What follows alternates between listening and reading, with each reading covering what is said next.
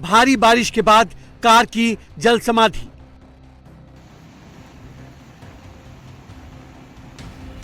बारिश और बादल फटने से सड़क गायब।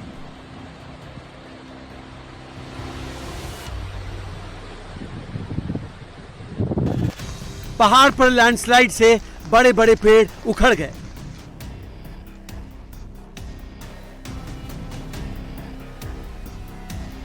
सड़क पर नाव चल रही है और पेट्रोल पंप पानी में डूबा हुआ है। बारिश का कहर ऐसा बरपा है कि कई जगह पर बाढ़ के हालात बन गए हैं। मैदानी इलाकों में नदियां उफान पर हैं, तो पहाड़ों पर लैंडस्लाइड और बड़े बड़े पेड़ों के उखड़ने का सिलसिला जारी है। गुजरात से कश्मीर और केरल तक मानसून की मार पड़ रही है।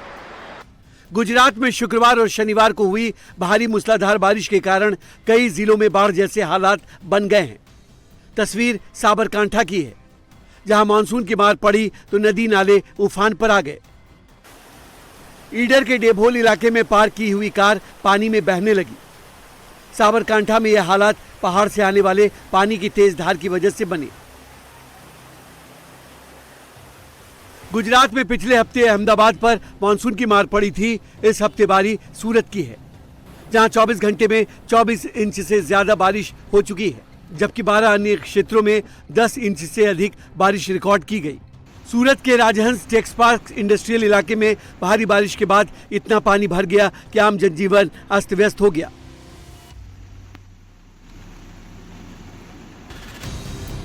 दक्षिण और मध्य गुजरात के कई हिस्सों में शनिवार को मूसलाधार बारिश हुई, जिसके चलते 27,000 लोगों को सुरक्षित स्थानों पर पहुंचाया गया है। सूरत जिले के अंबिका तालुका में 24 घंटे में 611 मिलीमीटर बारिश हुई है।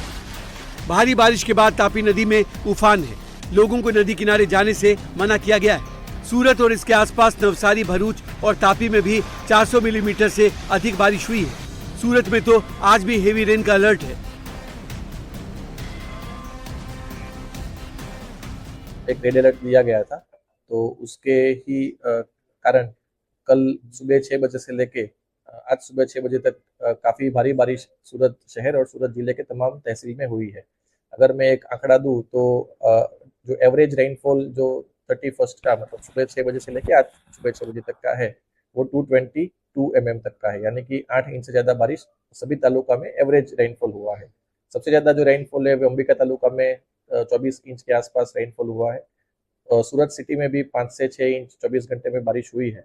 बाकी सब तालुका में भी 5 से लेके 10-12 इंच तक 15 इंच तक बारिश हुई है। जितने भी हमारे आश्रय स्थान है वहाँ पे हम लोगों ने सारी जो फैसिलिटीज है वो अवेलेबल करवाई है। और अभी भी जो एनडीआरएफ और एसडीआरएफ की टीम्स यहाँ पे बुलाई गई थी वो अभी भी हम लोगों ने तैनाती रखी। गुजरात के साथ साथ केरल में भी भारी बारिश से लोग परेशान हैं। सड़क पर चलती नाव, लोगों के घरों में घुसे पानी और जलमग्न पेट्रोल पंप की ये तस्वीर केरल के पथानामथिट्टा की है।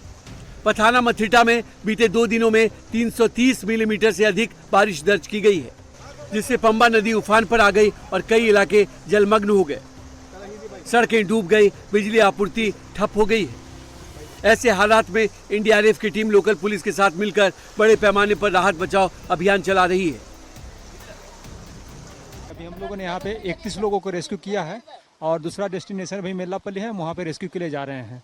हमारी टीम को जहाँ जहाँ डायरेक्शन डिस्ट्रिक्ट अथॉरिटी से मिल रहा है, हम लोग वहाँ पे जो है तत्परता से काम करके आगे का काम हम लोग कर रहे हैं। भारी बारिश के बाद केरल में सबसे अधिक प्रभावित पथानामथिट्टा, इडुक्की और कोट्टायम जिले। इन जिलों में गांव से लेकर शहर तक जलमग्न है। पथानामथिट्टा, कोट्टायम, इडुक्की, मल्लपुरम, कोझिकोड, वायनाड, कन्नूर और कासरगोड समेत कई जिलों के लिए रेड अलर्ट जारी किया गया है। लोगों को नदी किनारे के साथ ही भूस्खलन संभावित क्षेत्रों से दूर रहने की सलाह दी गई है। केरल में लगातार हो रही बारिश और बाढ़, भूस्खलन जैसे हालात के बीच राज्य सरकार ने आज होने वाली स्टेट एलिजिबिलिटी टेस्ट को स्थगित कर दिया है। परीक्षा की नई डेट बाद में जारी होगी। इधर तिरुवनंतपुरम के पास मुथालापोझी के कोस्टल एरिया में भारी बारिश के कारण एक नाव पलट गई। इस हादसे में 2 युवक लापता हैं, जिनकी तलाशी के लिए कोस्ट गार्ड की टीम लगातार सर्च ऑपरेशन चला रही है।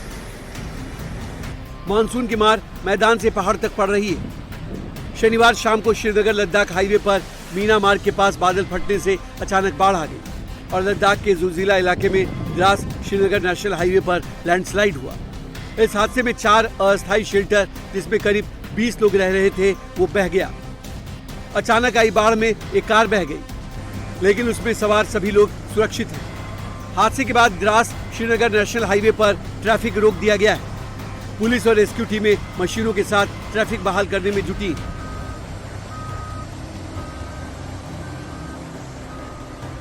शिमला में हो रही भारी बारिश के कारण बड़े बड़े पेड़ उखड़ रहे हैं। शनिवार को हुई बारिश के बाद ओक ओवर इलाके में 2 देवदार के पेड़ गिर गए, जिससे वहां का रास्ता कुछ समय के लिए बंद हो गया। गनीमत रही कि इस हादसे के वक्त कोई राहगीर मौजूद नहीं था, जिससे बड़ा हादसा टल गया। बड़ी हैरानगी वाली भी थी बात। और इसमें इसके साथ साथ हम सूखे पेड़ या नीचे फॉरेस्ट के अधिकारी निकाल रहे थे, वहाँ आवाज सुन के वो भी ऊपर आए कि एकदम से क्या हुआ। और बिल्कुल स्वस्थ पेड़ थे, बिल्कुल इसके साथ का सूखा पेड़ बिल्कुल सीधा खड़ा है। और मैंने इनको अधिकारियों को भी निर्देश दिए कि आप जो ड्राई पौधा है उसको भी, ड्राई पेड़ है उसको भी हटा दो। ओडिशा में आई भारी बारिश के बाद अब भी कई इलाकों में बाढ़ के हालात हैं। पुरी के सांसद संबित पात्रा ने स्थानीय प्रशासन के साथ बाढ़ प्रभावित इलाके का दौरा किया और बाढ़ राहत का जायजा लिया। राज्य सरकार को तुरंत हम इसकी सूचना भेज रहे हैं। माननीय मुख्यमंत्री जी खुद कंट्रोल रूम में बैठ के इन पूरे विषयों की जानकारी ले रहे हैं और जो भी हो सके, जिस प्रकार की सुविधा हो सके, चाहे खाना पीना का हो, चाहे वस्त्रों का हो, चाहे पॉलीथीन का हो, जो घर के ऊपर डालने के लिए होता है, इन सभी की व्यवस्था त्वरित गति के साथ माननीय मुख्यमंत्री जी कर रहे हैं। छत्तीसगढ़ के नारायणपुर में भारी बारिश के बाद आई बाढ़ में भारी क्षति हुई। यहाँ के अबूझमाड़ इलाके में बाढ़ की चपेट में आकर 50 घर तबाह हो गए, तो 2 बच्ची की मौत हो गई। हालात का जायजा लेने पहुंचे वन मंत्री केदार कश्यप ने पीड़ितों का हाल जाना और राहत अभियान की समीक्षा की। साधन है, वो है, सड़कें हैं, पुल पुलिया हैं, वो भी क्षतिग्रस्त हुए। लगभग मैं देखा था लगभग 17 सड़कें इसमें क्षतिग्रस्त हुई हैं और कई पुल पुलिया इसमें क्षतिग्रस्त हुए हैं। आंगनबाड़ी हमारे क्षतिग्रस्त हुए हैं, स्कूल हमारे क्षतिग्रस्त हुए हैं, पीडीएस के हमारे दुकानें क्षतिग्रस्त हुए हैं। व्यक्तिगत तौर पे हमारे घरों का जो नुकसान हुआ है उसकी दृष्टि से लगातार हमारे जिला प्रशासन पूरे मुस्तैदी के साथ में काम कर रहा है। बारिश, बाढ़ और लैंडस्लाइड से गुजरात से लेकर कश्मीर तक हालात बिगड़ रहे हैं। बाढ़ प्रभावित 7 राज्यों को केंद्र ने 2117 करोड़ की मदद राशि मुहैया कराई है। जिन 7 राज्यों को फंड अलॉट किया गया है उनमें हिमाचल प्रदेश, ओडिशा और नागालैंड को वित्त वर्ष 2026-27 की पहली किस्त पहले ही मिल चुकी थी।